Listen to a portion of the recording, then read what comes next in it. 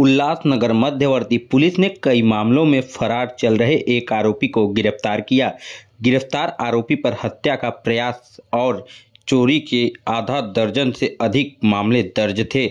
Police के मुताबिक ममता नगर क्षेत्र में प्रथम संदीप गायकवाड़ा पर 8 दिसंबर 2022 को जानलेवा हमला किया गया था। इस मामले में हितेन गुलवीर ठाकुर वांछित था। तकनीकी आधार पर खोजकर हितेन को मध्यवर्ती पुलिस ने गिरफ्तार किया। वह पिछले 2 वर्षों से फरार चल रहा था। इस पर एमपीडीए कानून के तहत कार्रवाई करने का प्रस्ताव भी सरकार को भेजा गया। हितेन ठाकूर नावाच्या गुंडाला अटक करण्यात आलेली आहे। नेमकं कोणत्या प्रकरणात अटक करण्यात आली आणि आता काय स्टेटस आहे त्याचं?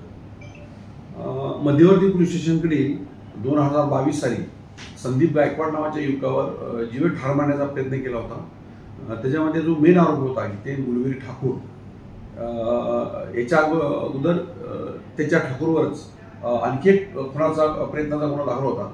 तसेच नागपूर पोलीस स्टेशनकडे 5 घरफोडीचे गुन्हे दाखल होते, तर पाडगाव पोलीस स्टेशनकडे 2 घरफोडीचे गुन्हे दाखल होते।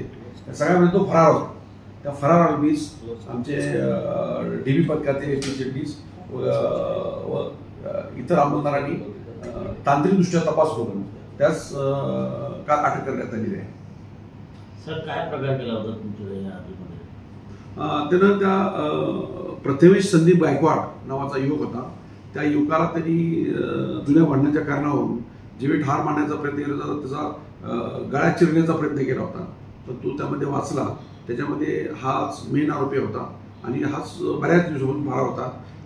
तसेच त्याच्यावरती आणखी जीवे ठार मारण्याचा प्रयत्न झाला होता, त्याच्यामध्ये पण फरार होता। तसेच नागपूर पोलीस स्टेशनचे 5 घरफोडीचे गुन्हे दाखल केले होते, त्याच्यामध्ये पण फरार होता। तसेच पडघामध्ये 2 गुन्हे दाखल आहे, सगळ्यामध्ये फरार होता। त्याला ते आज काल आमच्या टीमनं अटक केलेली आहे। सर, अटक केल्याने कधी काय नाही? त्याला उल्लासनगर ह्या परिसरातूनच अटक केली आहे।